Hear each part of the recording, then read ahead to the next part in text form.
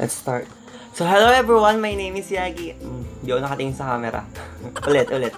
Hello everyone, my name is Yagi and welcome back to my channel. So, for today's video, mag-share ako kung paano ako pumuti at yung journey ko kung bakit ako nagpaputi. Let's go! But before anything else guys, disclaimer lang, hindi ako against sa merong dark skin or tan skin. Kanya-kanya kasing preference lang yan. So, for me, prefer ko sa sarili ko is maputi ako.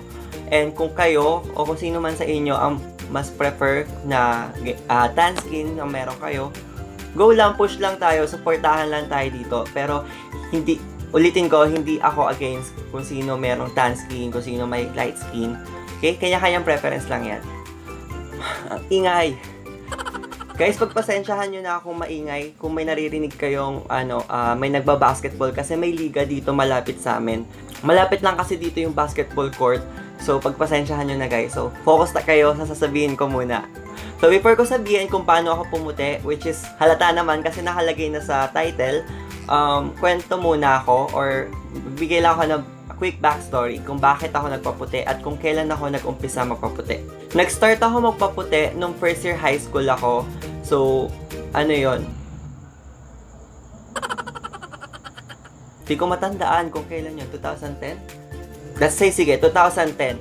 2010, guys, hindi pa ganun kaputian yung balat ko. Sobrang itim ko nung dati.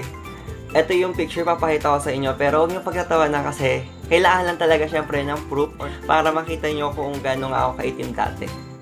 Ito siya. Ayan, kung nakikita nyo, hindi ako ganun talaga kaputian nun. Tapos, meron din ako mga tigyawat dati. Pero sa next video ko na siya ikakwento kasi gagawa rin ako ng video about my skincare routine. Yes, mga skincare routine, kala mo naman talaga. Pero yun, guys, i-share ko rin sa inyo sa next video ko kung ano yung skincare routine ko sa mukha ko. Pero ngayon, dito sa video na to, magpo-focus lang tayo dun sa katawan ko. Kasi iba yung ginagamit ko na products sa katawan ko, iba rin yung ginagamit ko sa mukha ko. So, let's proceed dun sa kwento ko. So, yun nga, first year high school ako, hindi ako ganong kaputian. Tapos, may naging crush ako no, nung first year high school.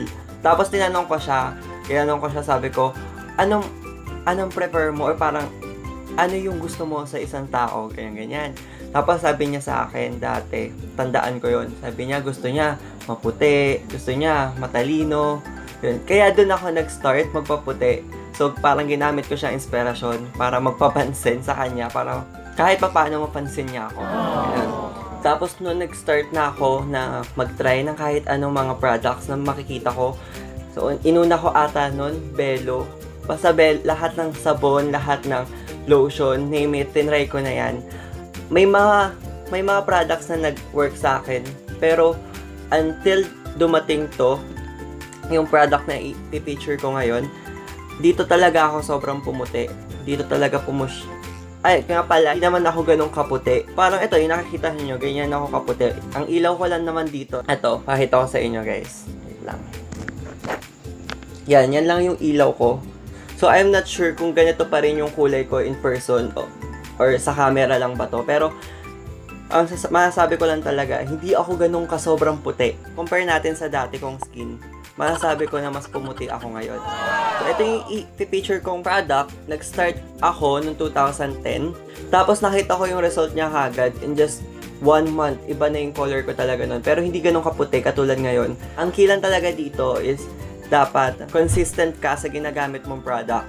For example, ito katulad ngayon. 2010 ako nag-start gumamit nito. Pero hanggang ngayon ginagamit ko pa rin siya. And effective pa rin siya sa akin hanggang ngayon. Pero yung iba, madami nagkakwento sa akin ng mga kaibigan sa akin na, uy, yung Kojisa na ginagamit mo, nakaka-dry, makate, hindi effective sa akin. Disclaimer lang guys, hindi ibig sabihin na naging effective sa akin is magiging effective din sa inyo. Hiyangan lang tayo. So, ayun na naman yung soap ko. Ang dami ko na naman soap. Hayaan nyo na yun. Ayan, tapos after ilang months, second year, fast forward natin ang second year, pumuti na ako dahil dito sa Kojisa na to. Nagstay na ako after ko siyang gamitin. So, siguro, after ilang months, sabihin natin mga 6 months, ito na yung naging kulay ko. Yan. Kaya na siya kaputi. Kaya na ako kaputi ng second year. Dahil yan sa Koji-san. Kanina pa ako salita ng salita, hindi ko pa pala napipicture, hindi ko pa pala napapakita yung mga products na ginagamit ko galing Koji. So, eto siya. Sabon ng Koji. Ganyan itsura niya. 50 pesos lang siya, tapos dalawa na siyang sabon sa loob. At ganito lang yung binibili ko kasi meron siya iba't ibang klase. May tatluhan, may mataba, may ganito lang. Sa akin binibili ko is 50 pesos, yung dalawahan, tapos manipis lang. Kasi ang downside lang dito sa sabon na to, mabilis siya matunaw. Dalawa laman niya, pero kinahati ko yung isang sabon sa dalawa. So, bali sa isang karton na to, 4 yung magiging sabon ko. Ang downside nga nito guys, mabilis siyang matunaw. Kaya, siguro umaabot lang to sa akin yung isang bar na to ng 1 linggo. Or wala pa ng 1 linggo, parang 6 days lang siya. Kasi ginagamit ko siya umaga pag naliligo. Tapos gabi, bago matulog. So, bali 2 beses ako nagsasabon sa isang araw. So, ibig sabihin, 1 linggo ko nga lang siya magagamit. Okay na rin siya sa presyo niya. Kasi sobrang effective naman talaga yung Koji-san. After ko magsabon, sinusundan ko kagad siya ng lotion pagkatapos maligo. So, sa umaga, iba rin yung ginagamit ko sa umaga at saka sa gabi. Sa umaga, yung ginagamit ko yung ganitong product ng Koji. Yan. Meron kasi siyang SPF. Basta ito, ayaw niya mag-focus. But ito yung ginagamit ko sa umaga. Meron siya SPF 25. Tapos, yan. Ito yung ginagamit ko sa braso ko, sa binti ko. Lalo na ngayon guys na mainit na yung panahon at summer na. So, kailangan talaga natin ng SPF sa umaga. Huwag kayo lalabas nang hindi kayo nag-SPF kasi yun talaga yung pinakamalakas na makaitim. Hindi ako tumitingin sa camera. Tingin tayo dito. Yun talaga yung mabilis makaitim sa atin yung araw. Tapos, ito yung ginagamit ko sa gabi. Yung walang SPF ng Koji na lotion. Gabi-gabi ko lang din ito ginagamit.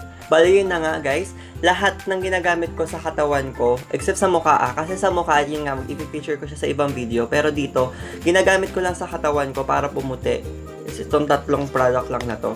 Yan, itong 3 product lang na to yung ginagamit ko. Sabon, tas 2 lotion. Yun lang talaga yung ginagamit ko sa katawan ko. Although, paminsan nagpapa-body scrub ako, pero sobrang minsan lang yun, parang every other month. Pero pinakamalaking factor talaga sa akin kaya pumuti ako yung katawan ko dahil sa Koji-san. Nabibili pala to guys sa lahat ng supermarket. Diyos ko, ang daming makakita na ganito. Meron sa Mercury, sa 7-Eleven, kahit sa 7-Eleven meron. Sa Pure Gold, sa SM. Sorry, dumigay ako. So, ito 50 pesos lang yung sabon. Yung lotion, I'm not sure kung magkano, pero nasa 100 plus siya. Parang itong SPF, yung 150 grams niya is nasa 160 pesos pataas. Tapos yung walang SPF, parang ganun din siya, 160 pesos pataas, 100 grams naman to. Yung sabon nga pala guys, pareha siyang 65 grams. So, dalawang 65 grams yung nasa loob nito. Kwento ko lang din guys na dati nag-try na rin ako ng iba't ibang klase ng gluta. Nag-start din ako ng gluta ko nung high school, 3rd year. Tinry ko yung KB glutathione, pero oo, maganda siya. Pumuti siya, pumusyaw yung kulay ko lalo. Pero hindi ko gusto yung effect niya sa akin na parang yellowish siya.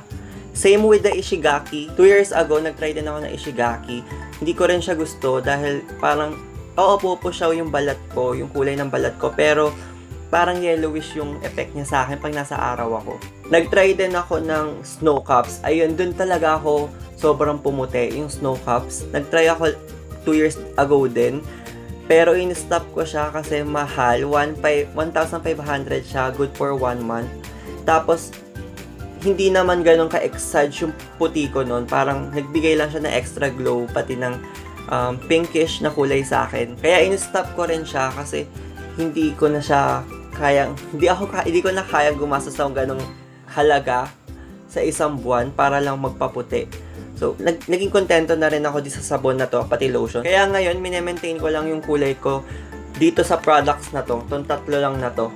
Wala na akong ibang tinatry kasi ayoko na mag-try ng kahit ano pa. Kasi parang ganun din, bumabalik din ako sa Koji. Nagtatry ako ng iba. Tapos after kung maubos yung sabon na yun, yun, babalik na naman ako dito. Bale, ito pala yung mga ginamit ko lahat na sabon na Belo.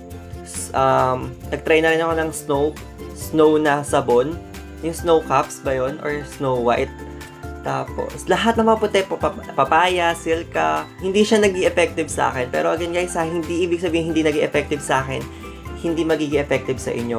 Ang pinaka-the best dito is mag-try lang kayo na mag-try, hanap lang kayo ng hanap kung ano yung magiging pinaka-effective sa inyo. Tapos, doon, magstay na kayo doon and i-maintain nyo na yung paggamit nyo ng sabon or pati ng lotion na yon. The best din talaga, isamahan nyo ng lotion yung sabon. Hanap lang talaga kayo ng pinaka-effective sa inyo. So, yun lang. Thank you guys sa panonood. Ang boring ata, ang boring ng sinasabi ko, ang boring ng channel ko, sorry guys. Pero wait nyo, sa next video ko, yung skincare routine ko, kung ano yung ginagamit ko sa mukha ko, kung paano rin pumuti yung mukha ko. Basta lahat ng skincare ko, i-share ko sa inyo, yung pang umaga, pang gabi, ganyan. So, wait nyo yung video na yon. By the way guys, kung hindi pa kayo nakaka-subscribe sa channel ko, mag-subscribe na kayo and then click nyo yung bell button sa ibaba. And comment din kayo, suggest kayo sa ibaba sa comment section kung anong gusto nyo gawin ko sa mga next video ko. And yun, kung nagustuhan nyo itong video na to, like and share this video. Thank you so much. See you again to my next vlog. Bye!